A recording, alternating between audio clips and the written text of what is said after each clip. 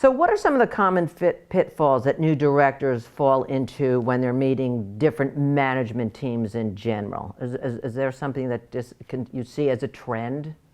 Well, I think that one thing you've got to be careful about, I am a huge fan of site visits and of directors spending time with management, but you always want to be careful not to be directive in those meetings. So for example, there was one new director, she was the CFO of a company and she had gone on to a board, and she was in a meeting where she was with, I think, the head of internal audit, and they were talking about a specific issue, I think it was a revenue recognition issue, that had become quite contentious.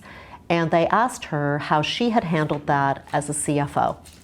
And her initial reaction was, because she'd given a lot of thought at her company, was to say, oh, this is what we did, and let me tell you exactly why.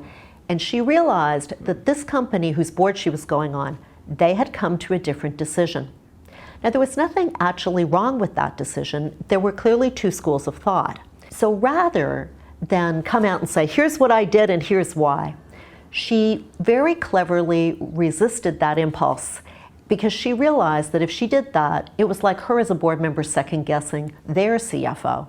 And she said, if someone on my board did that to me, that wouldn't start us off in a very good foot. So instead she said, look, we went in a different way, but there are a lot of factors that go into this. Tell me more about how you came to your decision, which obviously your external auditors support. And that shifted it into a really productive discussion. So the takeaway there is not to be too directive with management, because that's not your job. You're there to oversee management.